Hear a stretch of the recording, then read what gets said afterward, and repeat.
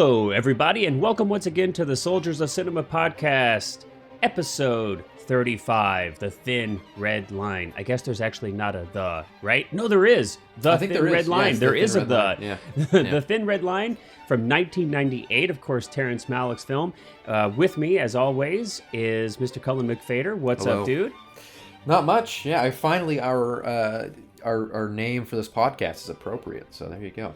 Ooh, there you go. Well, I've always been quite fond of the name of our podcast, and It is especially appropriate here. Mm-hmm. But yeah, everybody, thanks for hopping aboard the Soldiers of Cinema ship. I'm excited to discuss this film. It's been so long since I've seen it. This was your choice. I know this is one of your favorite films, so let's jump in on one of my most favorite topics that we discuss about these films, which is our personal relationship and kind of how we discovered these films, or maybe how they discovered us, and kind of what that process was like. So if you don't mind, why don't you jump on in and kind of share your personal story? So I first saw this kind of early high school. Okay. And I'd seen a few other Malick movies. I'd seen Badlands, and I'd seen Tree of Life. This was probably around 2011, 2012. Okay. And I remember not really expecting much from this going into it. I assumed kind of that Malick had done this as like a studio picture. Like it was sort of like how Herzog did a few studio, that there's that whole thing about like Herzog doing studio pictures and people think that it kind of like bastardizes him. And so I guess that going into it, I sort of like assumed a similar thing, which was like that. That's interesting. That this wasn't Malick's movie. This was a studio film that they just, it was a war movie that they were like, let's get Malick to direct it, which would have been an odd choice in the first place. But yeah. And of course, I couldn't have been proven more wrong than when I was watching it the first time, and fell in love with it, and it quickly raised the ranks to being probably my favorite Malick movie. I think this movie's beautiful visually, and its themes and the way it's the subject matter I think is handled so brilliantly and so uniquely.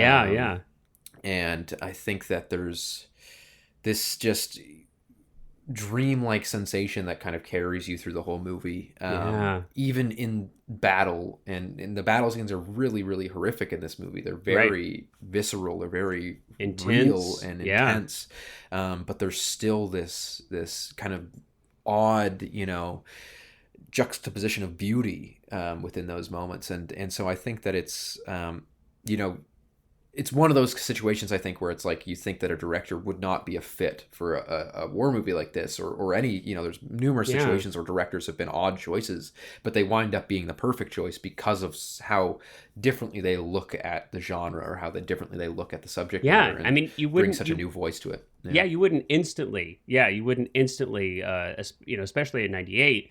I mean, at the time of the film's release, Malick had been gone. He'd been off the scene for, I think, about 20 years. Yeah. And so I think it was kind of, people were surprised that he was back directing, period. And then, Badlands and Days of Heaven, right? The two films he shot before. So not an obvious choice, but it's interesting. I mean, you came to the film kind of out of chronological order. Yes.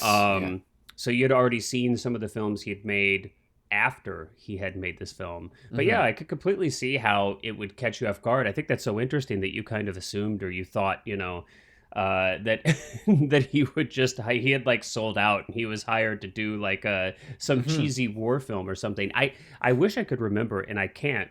I mean, how the film was marketed at the time. It would be interesting. It's actually really interesting to watch the trailer, because I think the trailer and the marketing was very much riding the line of Saving Private Ryan, which of course came out a few months prior to this. Right. And so you watch the trailer, and it's all the action scenes. It's all like the explosions and the battles. It looks like it's going to be a straightforward war film. Yeah, right. Which explains why there was such a kind of split audience reaction when it came out, of people expecting Saving Private Ryan Part 2, like Saving Private Ryan in the Pacific. They were expecting this brutal, gory, which there are certainly elements of that in this, but I would say on a mass scale, this movie is not about necessarily or at least the centerpiece of this film is not about the battles or the violence, but rather the effect of the violence, and both on the people and nature, and, in typical Malick fashion, there's a lot of nature in this movie. For sure. I mean, and we'll definitely get into a lot of those, different aspects of how this film, how Malick handled the subject matter so much differently than, not to say that Saving Private Ryan doesn't have in its own way a meditation on the same general kind of areas that this film has a meditation. Similar wavelength, yeah. But it couldn't be different in how they're handling the subject matter for sure. And I could imagine, if you went in thinking this is going to be a pretty straightforward, World War II kind of patriotic action movie, yeah, you're going to be wondering, like, why did the film open on a crocodile or alligator? I can't ever remember which one's which. I think it's a black caiman. But it's like, I think if I had why am I staring at trees and birds and like yeah. Why in the middle of the battle scene is there like a dead bird fluttering on the ground? I'm like, so you're going to be confused. You might be a little bit thrown off. Well, I honestly I don't have a specific recollection of the first time that I've seen this film. I would have been graduating college right when this film came out, and I'm sure that I saw it. Now I can't remember if I saw it in the theater or if I saw it maybe at home, after it had come out on home release, either on cable or via, what would it have been? I mean, maybe VHS or DVD. It was right at the inception of DVDs kind of coming out. Yeah, so it could have been either one. But I don't have a really strong recollection. I know that at the time I was not terribly familiar with Terrance Malick. I hadn't seen either of his previous films. Having been gone, I mean, he hadn't made a film basically since I had been born. So I didn't have a whole lot of, kind of baggage, let's say, or pre-existing kind of conditions to go into the film. But I also don't, now this could just be like I'm getting old and my memory's not great, but I don't have a specific strong recollection of having seen the film. Now, interestingly too, although I have seen other of his films since this one, I hadn't gone back and revisited this film, I think, since the early 2000s when I first seen it. I haven't seen this film in forever. I didn't even own it. I had to go and I bought the Criterion disc, which is fantastic, by the way. I highly recommend it, and there's some great supplements on that. But completely director approved, like scans and all that. It's beautiful. Yeah, it's beautiful. I mean, I wish they made a 4K, but even at this 1080p, it's outstanding. And it's in its correct aspect ratio. I know a lot of times it's not shown in its correct aspect ratio when it's broadcast or streamed. I guess I'm old things are no longer broadcast, right? It's all streaming now. Everything's streaming. So I'm an old fart. What can I say? But yeah, so I hadn't seen it in a long time. So I mean, frankly, it felt like I was watching this film for the first time. I really couldn't remember anything about this film. So for me, it was like I'm watching this for the first time, which was actually fantastic. So yeah, I mean, I think that every time it kind of it's long and it's slow, but it doesn't.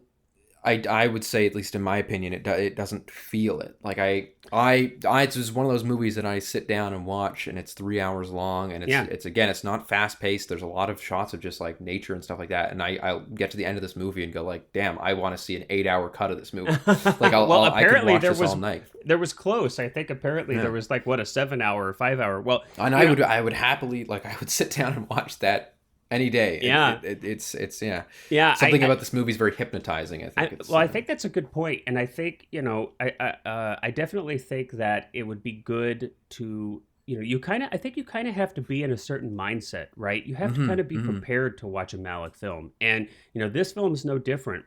I think if you're distracted, and it's so easy, I don't know, I'm going to get on my soapbox. I feel like I have to get on a soapbox every episode for just a second. I mean, we've all got our phones with us, and everybody wants to, like, go on IMDb real quick and check out, like, where do I know that actor from? Or, you get a text message or you get a phone call or whatever the heck else. it's easy to get distracted. And certainly for a 3-hour film, it's like easy to kind of have your attention all over the place. Some films, you can maybe do that a little bit. But this film, I feel like you really have to dedicate. Malick makes films that require you to be an active participant. You have to actively watch this film and listen to it. And so I think you have to kind of go into it with a mindset of like really being prepared to give 3 hours of your attention. I think it demands that of you. And if you aren't there for it, I think that you could really come away from having seen this film, being totally underimpressed. Because you're going to kind of come away with like, well, there were some great action scenes, and then I don't know, there was some kind of stuff that I didn't quite understand. Yeah, there were a lot of people talking, a lot of like nature, and I'm like, he cuts away and kind of assumes, a lot of things take place off screen. A lot of action is assumed or implied, rather. Yes, And so you're like, hey, what in the heck did I just miss? Like a whole battle scene? Why are these soldiers coming back all wrecked, or why is this or that? So you definitely have to give yourself over to this film. But I think when you gotta kind of buy into it. But I think, there's no better opening shot than to start this movie on than that alligator, because I think that or the black caiman or whatever it is. Because I think that and that score, it's an Arvo what's his name, Arvo Pratt.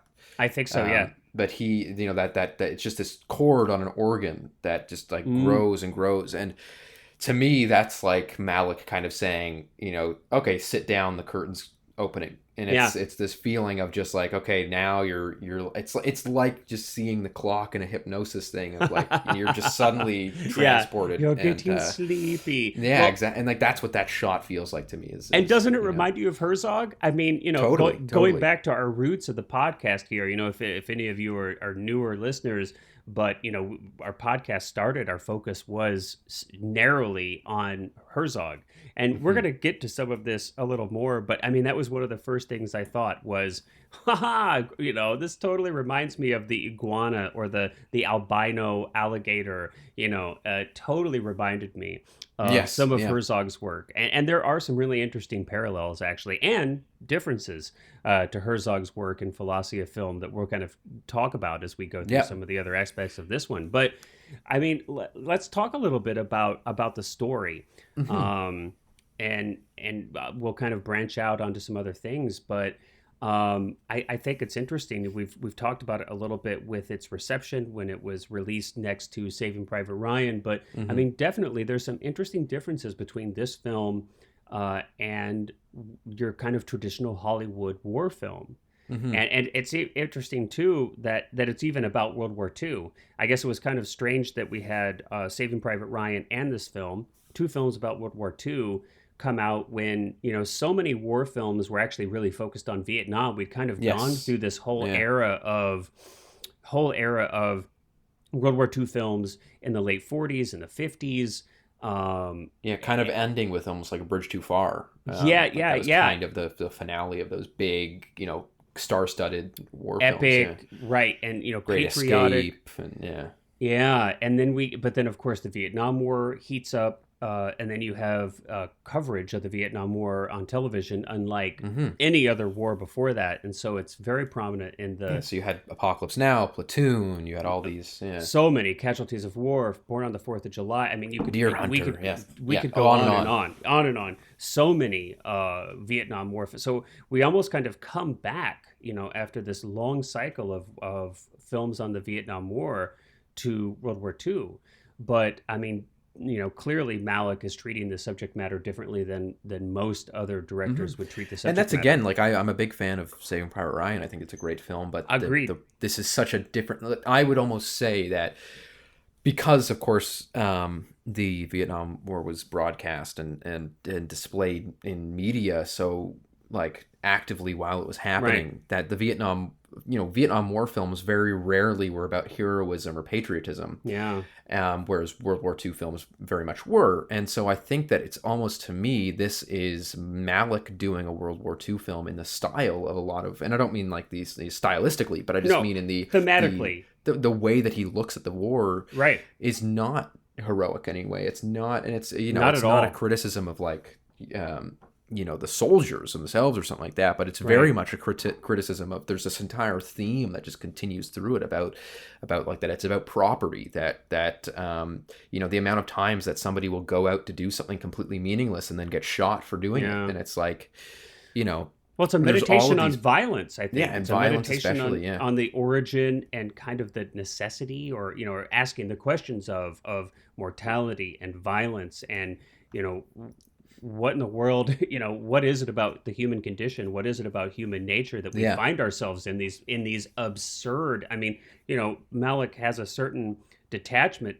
sometimes to these, in this film, where it really illustrates the absurdity of a lot of this, and futility, and just the waste of life. He does something brilliantly too, which is just this every single death feels impactful. And so again, you compare it to like the opening scene of Saving Private Ryan when they're storming the beaches, and it's there's a lot of death. It's very gruesome. It's very impactful, graphic, that moment. But I would almost say Malick takes it to this another level of every single death is like a punch in the gut in this film. And, every single time someone dies, you get a reaction shot of another person, it's intense, not being sad and crying it's for intimate. them, but just looking at them and being like, oh, there they go. That's it. That's life. I mean, it's intimate. That's they're done. Yeah. I mean, I think, exactly. And it's interesting. I think that he does something really unique here. And I think he kind of accomplishes, there's two sides to this. On the one side, I agree with you. You have these characters die. Now that it's a huge ensemble cast, just a huge ensemble cast, and a huge ensemble cast of people that we know. I mean, many of these actors were people that someone would recognize. So they carry a certain amount of recognition in with them, which I think is actually really important, because there are so many characters, we don't get to spend a lot of time with them. There's not a lot of backstory. There's not a lot of character development. So we don't know these men.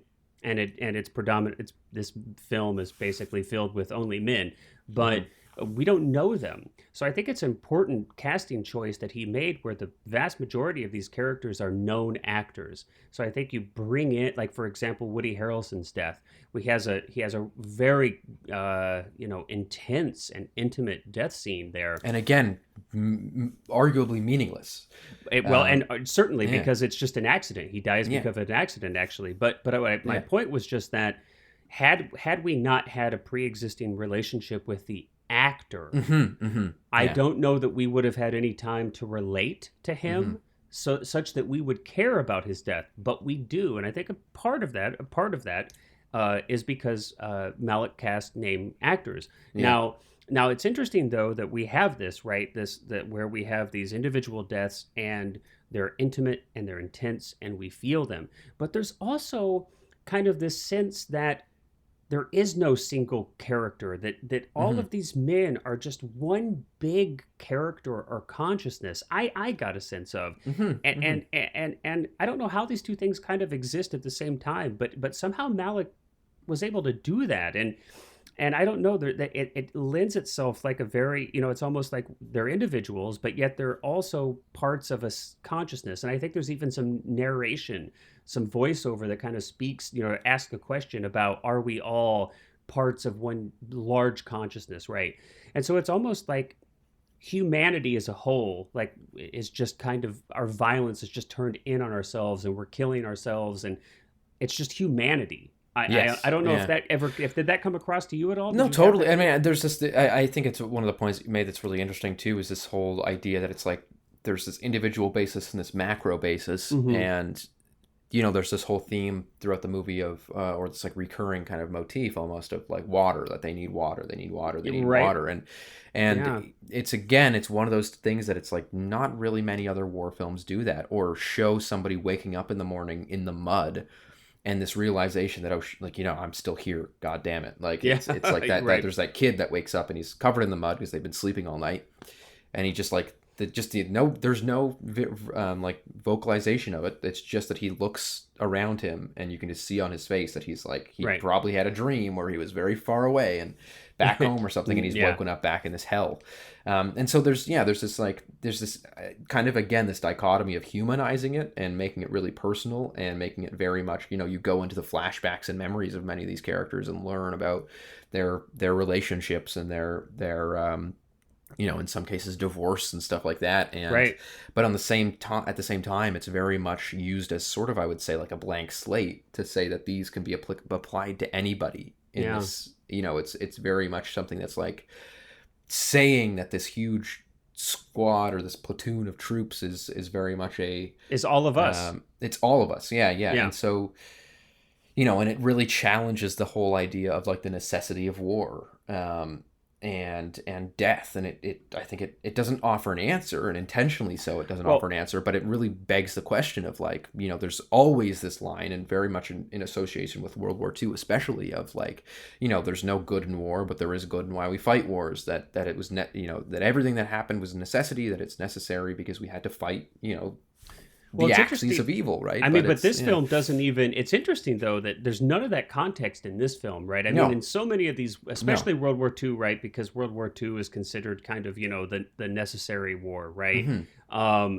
Obviously, Vietnam and many of the battles in the Middle East, it's no consensus whatsoever, and generally kind of a consensus in another direction. But for World War II, I mean, it's it's a recent war, relatively recent war, where we by far and away have the most kind of moral authority, if you will, clear good on the and Allied evil. side, right? And which is often not the case, of course. Not to say that the Allied forces didn't contribute, horrific atrocities as well. Of course, that happens in war, but all that context is gone, though. I mean, you don't have anything here where there's no context that the Japanese are horrible, or that this movie sits inside of a larger issue of the European conflict, or Hitler, or genocide of Jews, or any of these things, and the Japanese are hardly even represented as humans, frankly. They're not even, Malick doesn't even translate their dialogue, so we don't even know what they're saying unless you speak Japanese or can understand Japanese. And there's some interesting moments with that we'll get into later. But we don't follow any of them. Watching the film, there's none of the Japanese are personalized or humanized in any way. We get to see some of their suffering, and so I guess in that sense there's a little bit of humanization. But I mean, it's so there is none of that context, and I get a sense that it's almost, maybe more so than a meditation on war. I almost get a sense that it's like a meditation on just on mortality, and kind of that we're all marching toward this ultimate destination that, no matter what you do, you've got to go there.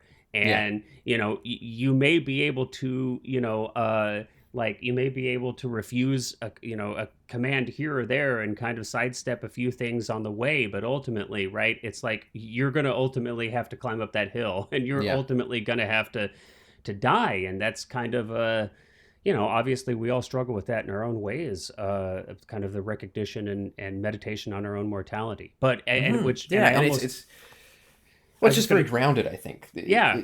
It's like you said, it doesn't deal with the greater context. There's no moment of people running into battle with an American flag and planting it down on the ground. There's no like even, I mean, and even the opening of Saving Private Ryan, the kind of prologue of Saving Private Ryan, where it starts with it's very much a patriotic, centered on the idea of the American sacrifice, right? Yes. Whereas this one, there's not much mention of like why this is being done. What, like there's the specific battle things of like, we need to take this island so that we can get to the next island and hop all the way up to the Japanese mainland. But it's just a tactical or a strategic. Yeah, it's all just about. It's not a and moral. it's almost intentionally banal. Like it's almost, I would say that that's kind of what the movie's trying to emphasize is this question of like, why is it so deeply within our nature to send a bunch of people to their deaths for. And again, there's this direct line that Sean Penn says a few times, which is after,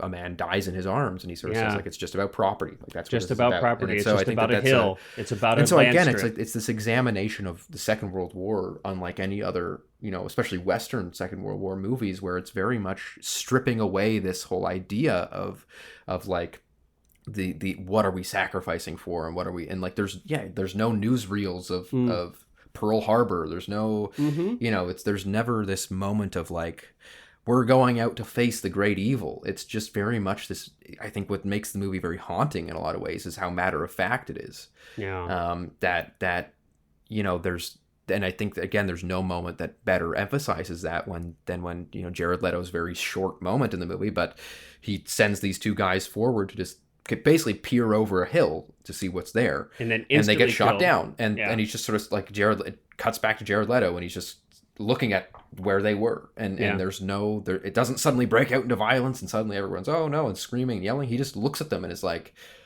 well, we know, I mean, that was their use, and the guys looking at each other before they go over, they're like, we're walking to our deaths. There's this really, again, this matter of fact. It's not, there's no cheesiness to it, I think. No. And I don't mind cheesiness. It makes it so much scarier to me. Yeah, it's very matter of fact. It's really disturbing. It actually is so much more disturbing than, when people try to like, make a melodrama about mortality. That's a good word for it. Yeah. And a lot of times that's, and it's kind of an inclination, because as a filmmaker, you might have this tendency, or an actor, performer, or writer, you might have this tendency to be like, okay, I really want to emphasize this horrific loss, that this death, and you get like the gnashing of teeth and crying and flailing and, all these kind of things. But it's so much more haunting and so much more impactful when that loss of life, because it's like an indifference, right? And that indifference kind of is representative of the indifference of the universe to all of our lives. Thousands of people are dying every day. I don't know how many, 100,000 are probably dying every day of all kinds of things, from old age after a comfortable life lived to, a child starving to death somewhere, or to homicide, or homicide, or war, and violence, and war and genocide. And it's just this, like, not to get too down on things, but it's just an overwhelming indifference. And I get a sense that at least and everybody will have a different interpretation, but that's kind of a sense that I get. Malick does a really good job of using this, World War II, this story in World War II, to kind of illustrate this larger aspect of just the indifference, the smallness sometimes of our lives. It's kind of overwhelming. It's and I'd say that, again, just to contrast with Saving Private Ryan, that like there's horrifying moments in Saving Private Ryan of violence and of brutality and things like that, but I'd say that this movie, I think, moves me much more because of its matter of factness, because it strips away the like you said, the melodrama of like, what you don't get, the moments of the conversations in Saving Private Ryan of humanizing these characters and trying to make them like worth it, so that when they die, they you feel it means something, and it's meaningful. Whereas this movie really doesn't bother with that. It just, and in a very real way, in a very real sense, and you get the moment of when characters cry in this movie, the camera just kind of sits there unwaveringly and watches them, and there's that moment of the guy crying on the little stoop in the rain, and he's just like, it's like a 5 probably minute long shot of him just like crying. There's great confidence. Clearly, Malick, this is like goes without saying, but I'll say it because the confidence that he has in the story that he wants to tell, in the takes, are really, it's quite amazing. And I think too, it's like the poetry that exists in this film, the voiceover narration that comes from Malick, and there's also a visual poetry too, right? There's a lot of like setting of tone. There's the using of this narration and the poetry there, combined with a lot of this visual poetry that kind of puts you, like you started off the podcast by saying that it kind of puts you in this meditative or hypnotized state, right? And I think it really does an extraordinary job of allowing then for these moments to really hit you. It kind of opens you up to the experience, so to speak. Maybe it closes some people off. That's possible. But I mean, I think its intention is to, when you connect with it, it opens you up so that you're kind of raw to it in a sense, right? Yeah. Yeah. It's my sense. I mean, let's talk a little bit about too. Then I mean, you talked about story aspects. I think obviously the cinematography of this film, the visual nature of Malick's films are what so many people focus on and are kind of instantly like obvious to somebody. John Toll is the cinematographer here. Yeah, the guy's done a million things. Yeah, a ton of stuff. A ton of stuff. But I mean, really outstanding work here. Yes, it's a beautiful, beautiful movie. Yeah. And I mean, so just, a little bit of this, right? 35 millimeter film, of course, anamorphic. There's a lot of steady cam. There's, I want to, not that we're going to focus on technical stuff, but this was pretty interesting to me because I was curious while I was watching it. I'm trying to think, okay, well, I know they didn't set a bunch of dolly track in these like rolling, hills with 4 feet of grass and, a lot of uneven terrain. How did they get all this really smooth, beautiful dolly-like camera work? And what they did actually, what I learned is that they used a really large crane, but instead of using that for any kind of elevation, they would actually use that to kind of sweep. Yeah, for all the lateral movement. Yeah, and it was such a long crane that the arc was shallow, so that they could cheat it such that it looked like you were dollying in a perfectly linear path or a straight path as opposed to an arc. Which and of course they pushed and pulled it as well, but it really is amazing, especially when they you're following the soldiers in the grass and it's able to just float right in there. It's incredible. Obviously a lot of Steadicam. Big part of how Malick directed this film. There was a lot of improvisation, from what I understand, and they improvised not just dialogue but blocking, which because they use so much natural light, they could do that. So instead of actors having to hit these very specific marks because everything's been lit a specific way, using almost all natural light outdoors, their actors were often able to just go wherever they wanted. Yeah, which is amazing. And, I think that it's also the movie that really kind of solidified Malick's style. If you go back and watch Days of Heaven, there's you can see that he's starting to kind of get to the point that he will arrive at, but because he took 20 years between the movies, there's and did no directing between that of major motion pictures. This movie really is the first one that you watch and you go like, okay, this is still the style that Malick is doing. Like, this is still how he directs. Whereas if you go back and watch Badlands and Days of Heaven, it's very much more grounded, I'd say, in a cinematographic sense, shot traditionally. Lots of not so much handheld, not so much just mostly really beautiful still, but very traditionally shot. Whereas this movie really opened him up, I think, to, and perhaps that was because of the new technologies, the lighter cameras, the Steadicam having become such a big thing in the 80s. That he was finally able to really embrace the style that perhaps he'd been wanting to do for so long. But this movie really, the camera really floats. The very dynamic. There's the beauty of anamorphic too is that you can use longer lenses like 50 millimeter lenses, but you still have the width, like the horizontal width of like 20 millimeter or 25 on a 50 millimeter anamorphic lens. So you still can frame these close-ups of characters that look like they're on a 50 millimeter, but at the same time, when you use that 50 millimeter to shoot a landscape, that it becomes this beautiful wide, and you get the nice deep focus. I mean, this movie, I pretty much everything is in focus the entire film. And you're right, you've got this, you'll have an actor in the foreground just 3 feet away from the lens, and then and you've got an actor I don't even hundreds of feet out on a hill or in a field in the background, and they're in focus, really deep focus, really, really beautiful. I'm especially intrigued by the lighting, the use of natural light, is just, even in the interiors, it's exquisite. It's one of the best looking films I've seen. Yeah, I think that the thing is too that it really is a highlight of one of my favorite cinematographic styles, which is accentuation, which is not just putting lights to light a scene and to make things look cool, but rather putting lights where the light would naturally come from. And I think that that's really, and there are plenty of movies, like I would say German Expressionism is quite the opposite, where it's which I like the style of that too, but for this movie it just really works super well that it doesn't look lit. I think the focus, I mean, if we think about Malick's focus on nature and how vital that is to his theme and his, I mean, that's clearly something that he is, that's a major part of what he's trying to express. Yeah. And, if you've got all this unmotivated, unnatural light, clearly I think you could see how that's going to detract from something that's clearly so important to him. Yeah. And, to get into sound too, the movie, the Criterion at least has a little, like, not warning, but little label when you click play that says the director wants this movie played loud. I love it. I think is great. I love that. Love it. And I actually watched, this is the first time I'd done this with the movie, but I just got these new THX headphones. Yeah.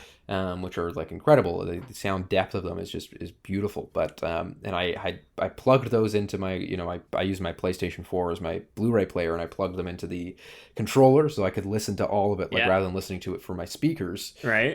Just listen to it through these headphones, and it was remarkable. Like, it was such an experience that I now know how I want to watch this movie. Yeah, that's awesome. I thought I was going to have the neighbors come over to my house. There you go. Yeah, because he does. I mean, it is a great movie for playing loud. Oh my gosh, and the low end on this is, obviously with the battle scenes and things, the low end is just ridiculous. Yeah, I was watching it in the day because I knew that I wouldn't be able to watch it at night like this. But yeah, I used the surround sound.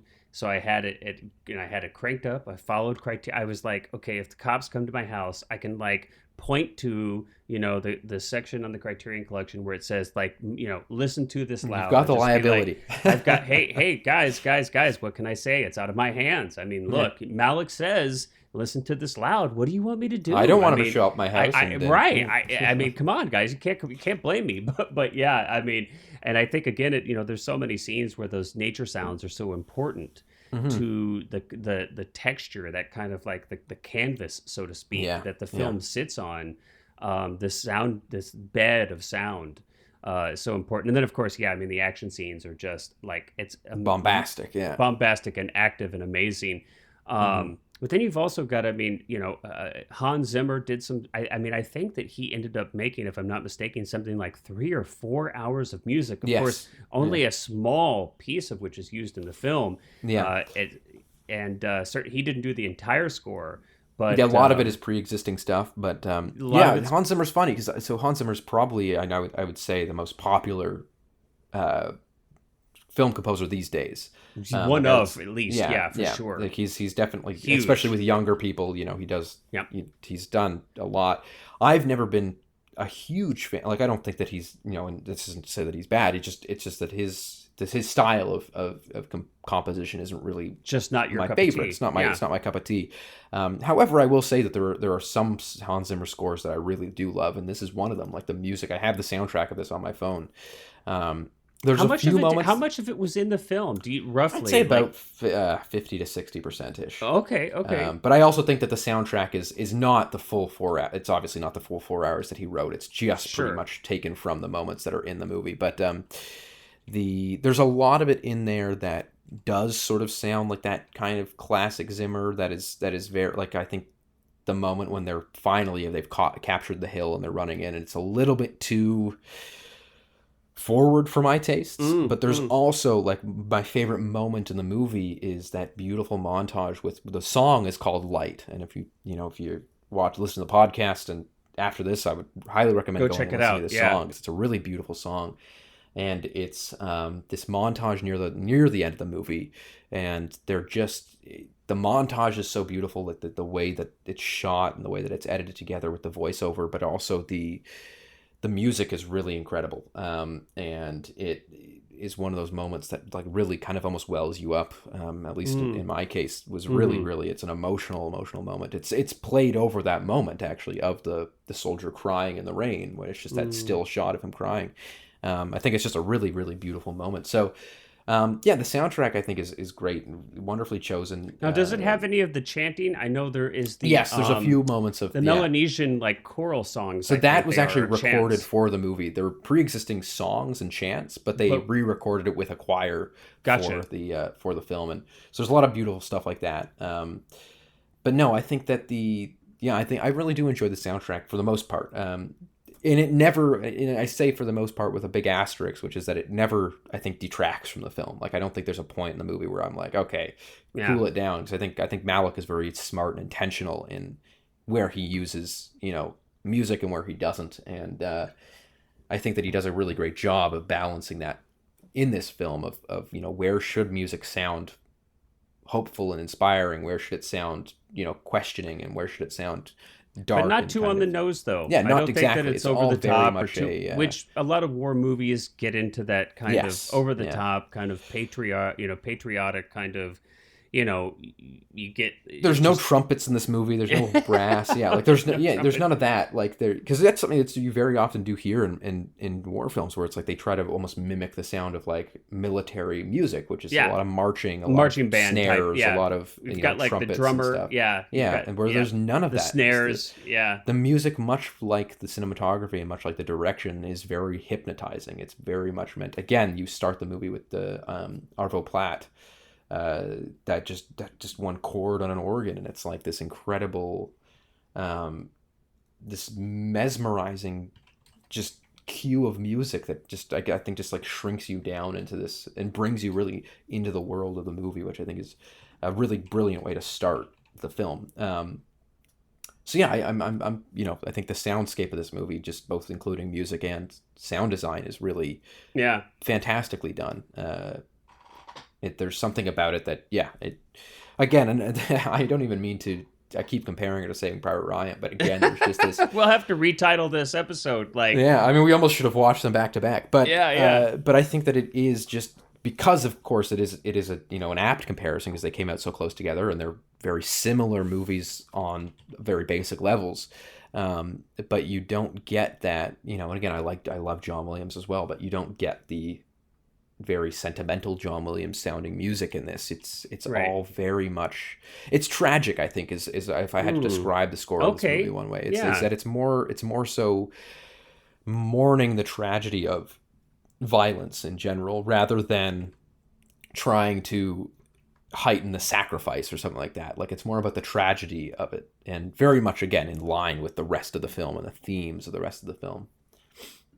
Isn't there, I don't know, I'm going to go out on a little limb here. It's not something that I know much about, but I'm intrigued, and I'm curious if you have any understanding of what this is, but was there like a weird instrument that was part of this soundtrack mix? Like a strange, like steel beam stringed instrument? Yeah, that's what it goes like, it's the ticking sound, like that.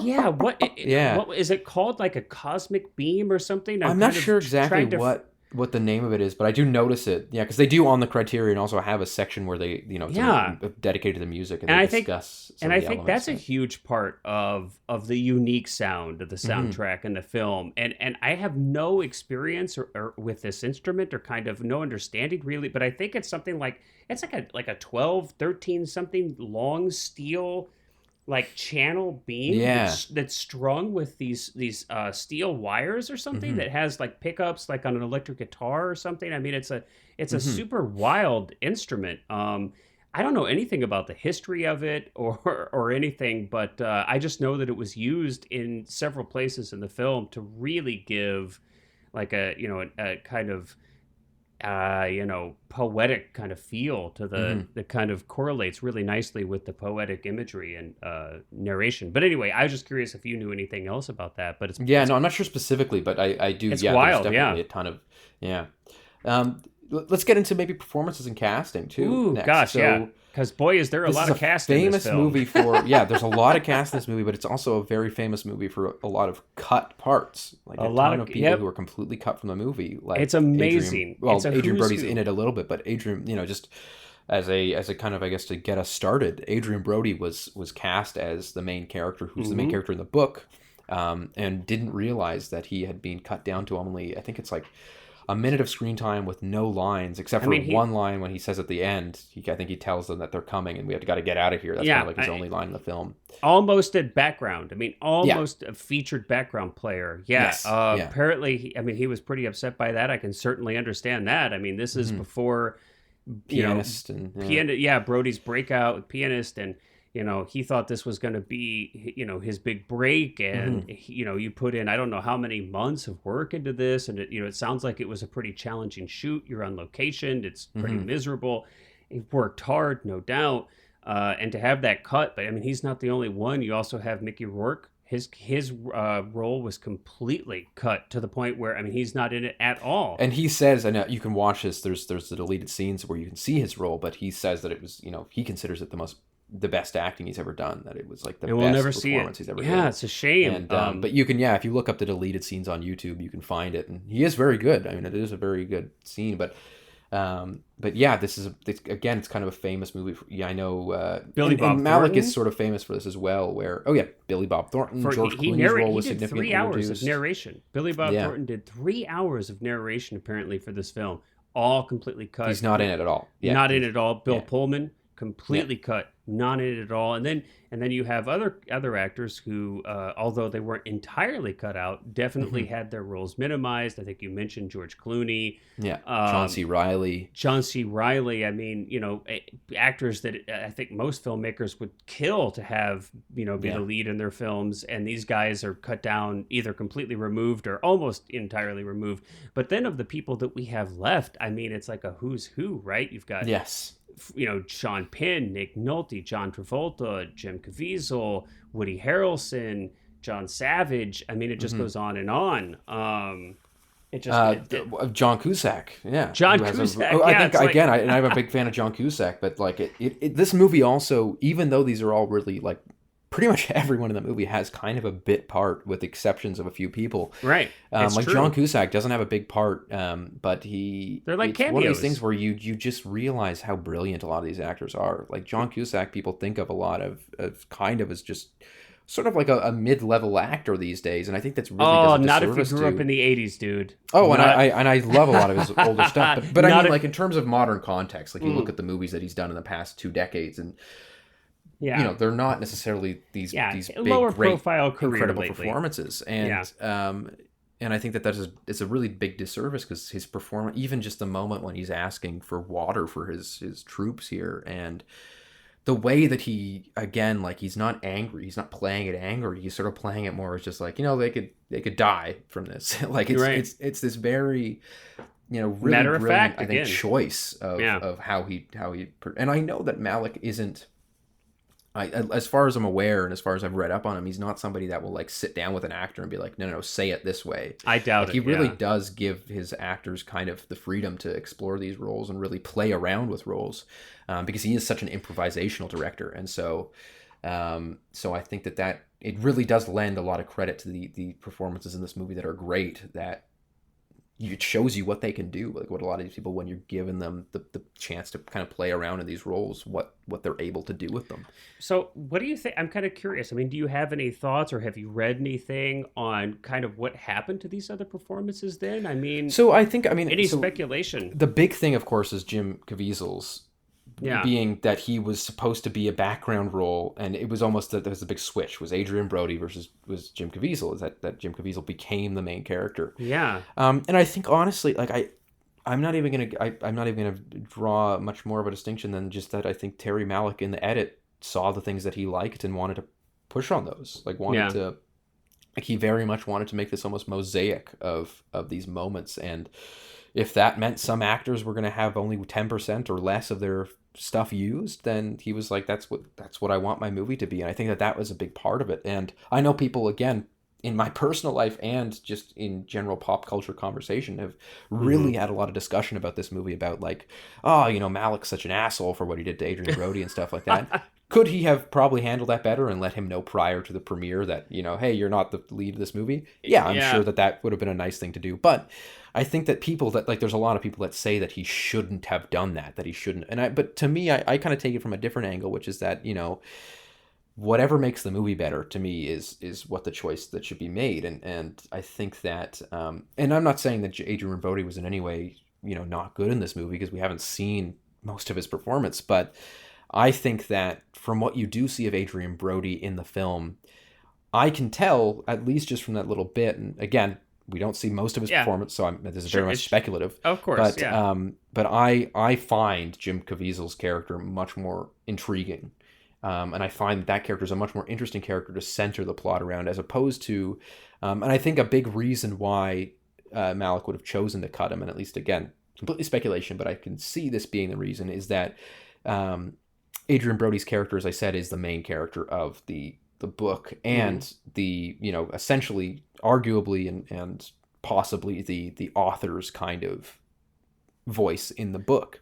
Possibly, and I think that Malick realized, and I could see this happening, realizing halfway through shooting, or perhaps during even in the editing process, that Adrian Brody's character is not Malick's character, that Jim Caviezel's character, like I see Jim Caviezel's character seeing the world much more similarly to how Malick sees the world. And so he wanted to switch that out and sort of say, you know what, I'm not going to go with the book. I'm going to go with this is now going to be my sort of way in. My voice in the movie is going to be Jim Caviezel's, and I think that that's kind of what happened. Again, speculation entirely. Totally speculation, of course. But, I mean, that's okay. It's what we're here to do. I think I was going to say it kind of a different way, but I completely agree with you. I mean, from what we can see on screen, from what we can see from the deleted scenes, so, and what we can kind of read up on production notes and things like this, historically, I mean, I get a sense, yes, that that as Malick, I mean, and we can kind of segue into a little bit in kind of Malick's shooting philosophy and kind of filmmaking philosophy. Malick shoots like crazy. He shot over 1 million feet of film. That's over 165 hours of film for this. Okay, how many pairs of feet is that? Well, just take 160. It's divided by half. Yeah. But I mean, he, which is insane. I mean, that's insane. You're shooting digitally. I don't care what you're shooting. That's insane. I can't believe they shot that much film. Yes. Yeah. So it's my understanding, everything that I've ever read or heard about the way he shoots, is that he likes to improvise a lot. Again, we talked about not just improvising dialogue, but improvising blocking. I've heard too that he will shoot every scene in like 3 different types of daylights, in 3 different types of light, so that he's, no matter what situation he gets himself into in the edit, he can do whatever he wants. And I've heard that he mixes them too. He mixes them up. That it's not even a matter of that he wants these 3 different types of daylight so that he knows the continuity is going to be correct. He'll take a shot from sundown and then cut to a shot from midday. So he's got all this coverage. Yeah. So he just, I mean, he shoots coverage like crazy, and then he goes and he finds the film in the edit. So I think you're right. I think he got in the edit. The film starts speaking to him. It starts to like bubble up out of all of this footage. He's got his editors working. And I think you're right. I think that Caviezel's, the tone of his performance, just kind of who that kind of character felt like, and just the essence of that character seemed to kind of, I think, represent a little bit more of Malick's own kind of, poetic kind of philosophical mindset. Yeah, his worldview, and his worldview, and kind of presented, just I think felt tonally and stylistically more in line with the film that Malick wanted to make. But it totally makes sense, because if you look at again, just from the bits of Adrian Brody's performance that are in it, it definitely seems like Adrian Brody is much more of a typical lead character in a Hollywood movie, which is this new, like this young kind of recruit that's terrified of going into battle and stuff like that. Whereas Caviezel's character never shows fear.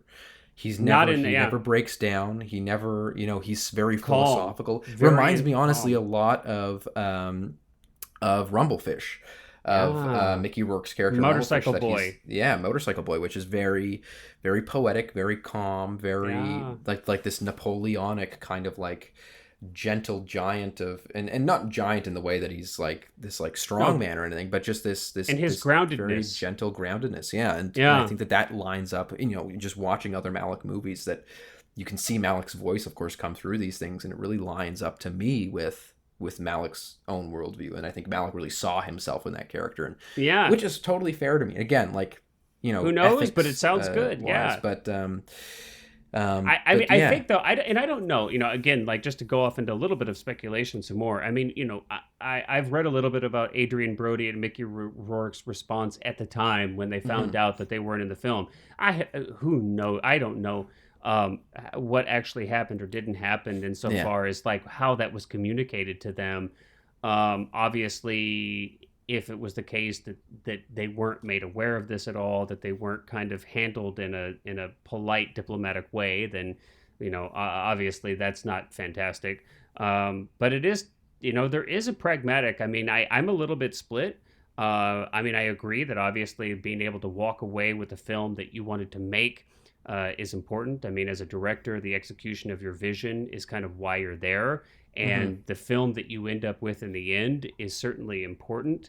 But being a little older now and kind of been through a little bit more, I've been softened, though, to the realities of like the fact that this is human beings that you're working with, and that, it's not always an ends to a means, that, how you treat the people that you're working with, how you respect them, their time, their professionalism, their talent, is really important. So I'm not Terrance Malick. I'm certainly not passing any kind of judgment on him whatsoever. But just for myself personally, I certainly would do everything in the world I could possibly do to not let that happen, to not set myself up for a situation where I'm going to have I'm going to just get a bunch of actors and I'm going to get a ton of like footage or, ton of film or ton of like hard drive space. And I'm just going to go shoot for 160 hours.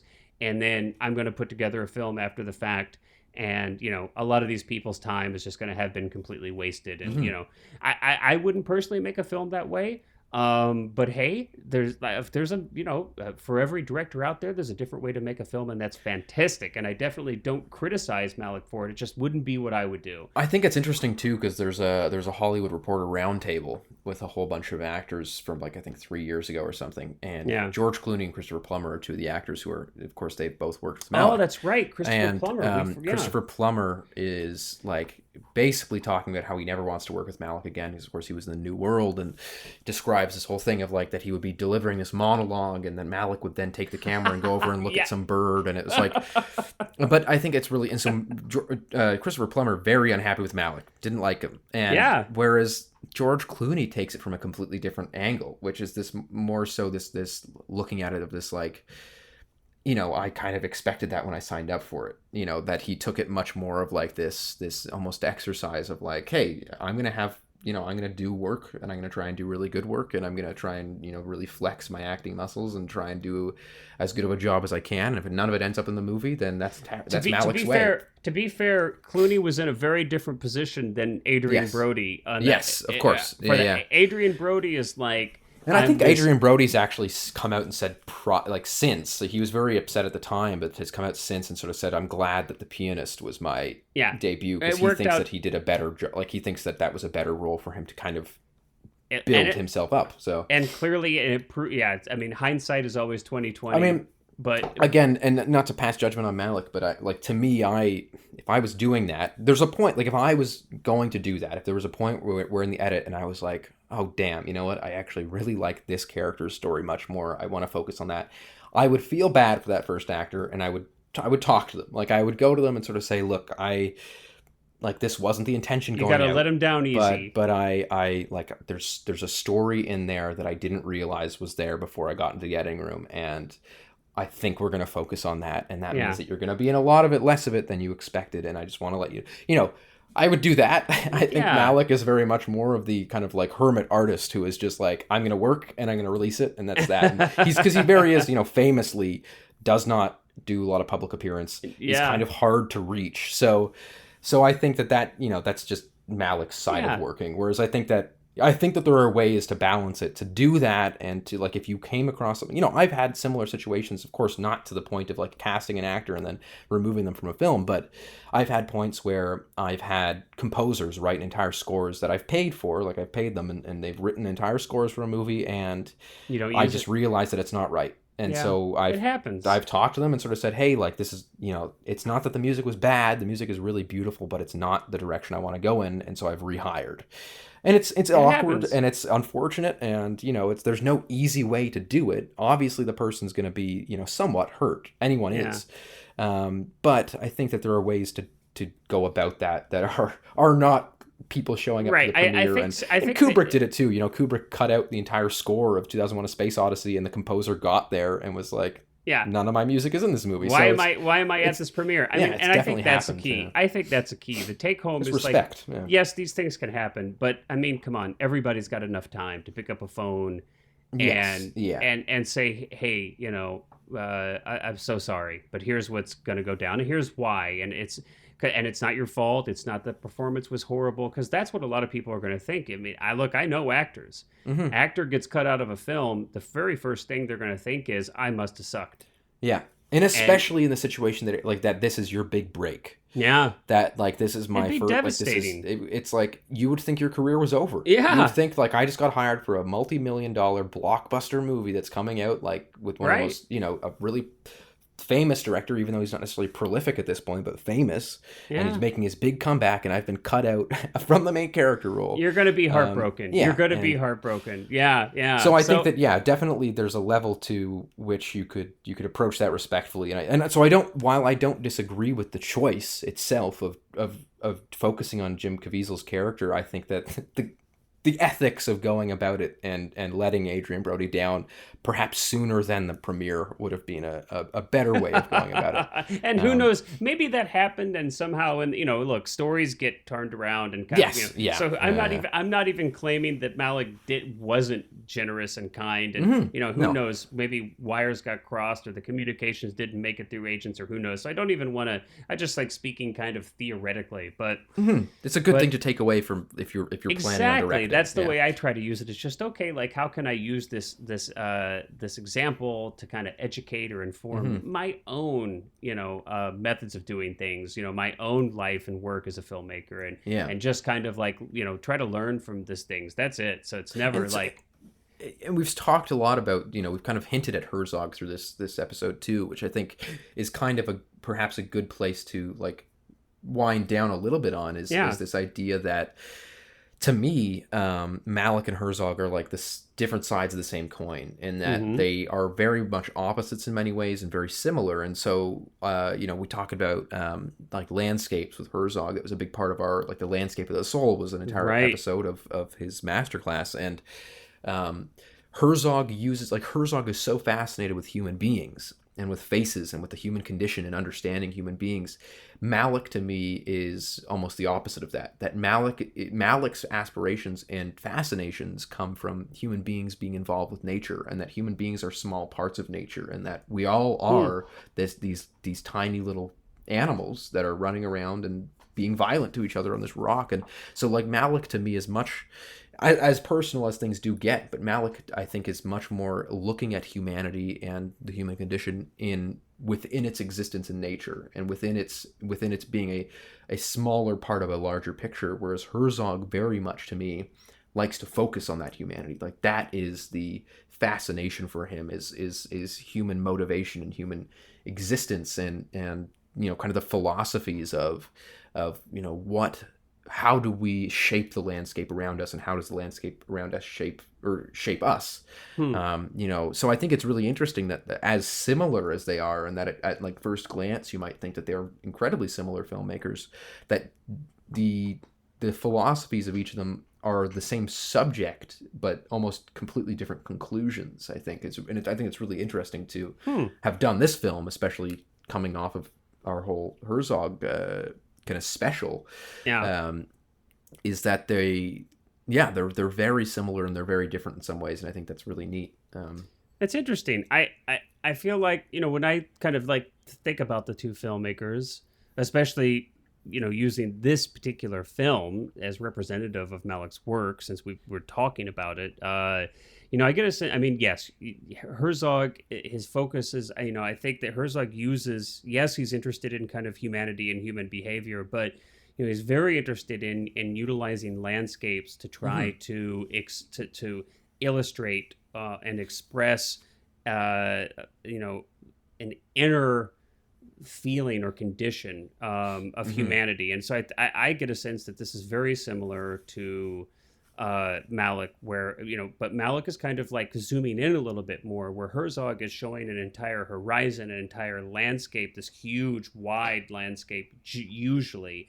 Malick is kind of focusing on aspects of it: a tree, a dying bird, Yes, yeah. a leaf, or these pieces. But still, I would consider them landscapes, and I would consider it that Terrance Malick is very much trying to utilize these inanimate objects, this nature in the world, to kind of represent, to hint at these inner conditions of humanity. But clearly the two work radically differently. I mean, yes, yeah, behind the scenes, absolutely. I know Herzog is very much respects Malick. I don't know if the opposite is true, but I've definitely heard Herzog very specifically say that he I don't know if fan is the right word, but I know that he's mentioned Malick's work in a positive light before.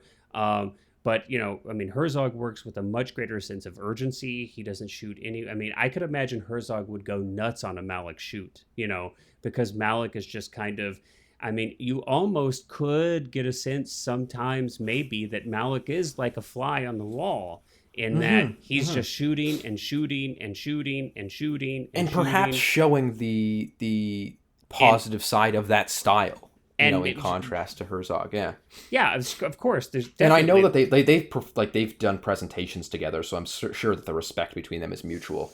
Yeah, and it's just, but of course, and it illustrates that there is no one way, right? There's no one way to make a film, and so you can shoot 165 hours of film and come away with great film. You could shoot, almost a 1-to-1 ratio potentially, and still come out with a great film. So and perhaps to get personal again too, I find myself, at least, I land somewhere in the middle.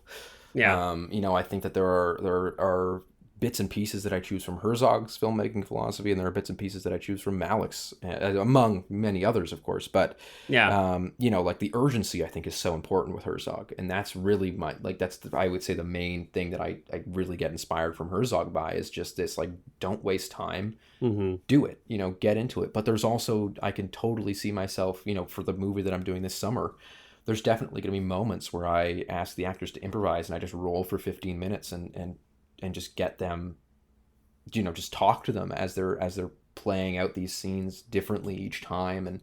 And so there's a lot of sort of more Malick stuff, I would say, that I look at, or I also like sometimes to have the camera far away. Herzog very much believes in getting up close, and if you're going to be, if you're going to have something, be there, be present with the camera. Whereas there are times that I totally would agree with that, but there are also times when I'm like, no, there's something about keeping the camera back and just having it observational and having this far away view of like a scene playing out while you feel like you're not necessarily involved in it, and you just can examine this whole, like, almost third eye type deal. There's I don't think that I don't think that either of them would say that my way's right and his way's wrong, because again, they mutually respect each other.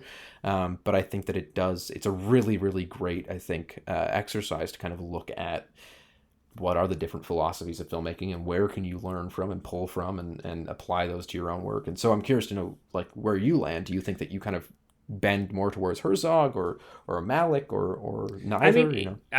Well, and again, it's not that there's like a Herzog style and a Malick style of filmmaking. Yes, there are just aspects that they kind of their examples are representative of potentially different ways of working that someone may have, and there are other ways of working that these two people don't represent at all. So so it's not that I don't want to represent it as that there's like a person A style and a person B style, or even so, but there's just pieces. You're right, and we kind of, that's the whole point that you and I discuss these films and these podcasts is to kind of use them as examples to learn more about filmmaking and kind of evaluate and reformulate our own philosophies of filmmaking, and maybe kind of gets the creative juices flowing, and we think of like new ways or different ways to work on our own projects and things like this, and even increases our enjoyment of just being an audience member and watching films, because we kind of hone in our own skills as an observer. So, for me, I would agree. I mean, yeah, I'm not dogmatic. I mean, first and foremost, there's no, at least for me, I don't see any reason to be dogmatic. So whatever works. I mean, I think whatever serves the story and whatever works for the group of people that you have together for that particular film is what you should do. So I mean, I try not to even think about it in a way of like, that there's this one way I should do it versus another. So for me, I mean, I think I'm kind of in the same way as you. I could see, I think urgency is important for me just on a personal level because I have a tendency to procrastinate. I have a tendency to kind of, get bogged down and lose interest if I don't have a fire under my butt and, I'm not working quick.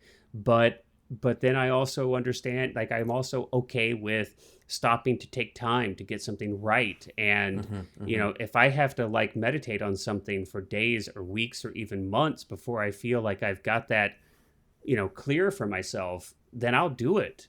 I don't generally want to go out and shoot 100 hours of footage because I can't edit that way. It's not, generally, some of the stuff is just logistics. I'm not Terrance Malick. I can't afford a room full of editors to like hone, I would be able to watch all of it. Yeah. To whittle down 165 hours of footage. I mean, I just logistically can't do that. So, I'm just logistics define these things too often. So for me, I really try to get a much more, narrow, like not narrow, but just more specifically visualized in my head of what I want. But who knows, maybe in a decade, maybe in 20 years or something, maybe I'll be in a place where I can experiment like that and get a bunch of great talented actors in the room or out in a field or wherever the heck we are, in a warehouse and like let them improvise and play around. I mean, that could be awesome. So I really don't try to look at it dogmatically. I think all of these things, it's just tools, right? You've got a toolbox. These are like all the tools that are available to you. And kind of this is part of the creative journey for every artist is figuring out what things work for you and what things maybe don't and what works when and where. So yeah, I mean, I really couldn't say that there's any one way or the other that I would really... Yeah, things work and things don't for specific things. Yeah. So anyway, I consider myself more of the David Lean film but no, I think it's really, yeah, I think that's ultimately the point, right? At least what I try to do is I pick and choose things that work for me. Yeah. If I see something that works in a Malick sense, then I'll go, I'm going to pull that and I'm going to try and there's a scene that was not working for me for this feature coming up, and I was like, it was my least favorite scene in the movie, but it was necessary because there was this there's this exposition in the scene that really needs to be said, and it's like, I've worked over it so many times, like, how can I show this visually? How can I? And it just has to be said, essentially, in this conversation. And so I've worked around the dialogue to make the dialogue like as good as I possibly can make it. And even then, I was like, it's just two people talking in a forest. I don't like that. So I've honestly decided, and I just kind of redid the shot list for the scene last night, where I was like, I'm gonna try and do this in a very Malick way, where I get a bunch of shots of them just walking around the woods, and I almost play this in voiceover, and have this like. This almost dreamlike feeling of this entire scene of them, just wandering through these woods and kind of like having these physical interactions with each other while they discuss. And then we can cut to those conversation moments that are more traditionally shot, but intercut those with these. And I was like, that brings so much more life to the scene. And if it doesn't work, I've got those traditional conversations cut or shot. Yeah. So I can just, like, if I do that and somebody says, okay, that scene sticks out as just completely different from everything else in the movie, well, then I can just go back to the more traditional way that it's shot, because I'm going to be shooting those traditional, conversations. I'm just getting that extra material to be able to play with in the edit. So, yeah, there's totally stuff that, like, when I look at how I make movies, how do I pull from things that I like from directors, and how do I, where do I get that stuff? You asked me, I think after thinking about it, I think probably Roger Corman would be there. You go. I'm like, I got no money, and I want to get together like a low budget B genre movie. That's there. Oh God, I just love that. I love the philosophy of like we should do a Corman movie one day, but I love the philosophy of just like we've got this castle set for 3 more days. Let's make another movie. Exactly. That's what I'm talking about. That's what I'm talking about. Awesome. All right, man. Well, on that note, we'll wrap it up. It's been another great episode. Cullen, thanks for hanging out with me. Everybody out there listening, thanks for hanging out with us. We hope you enjoyed it. Until next time. Bye-bye.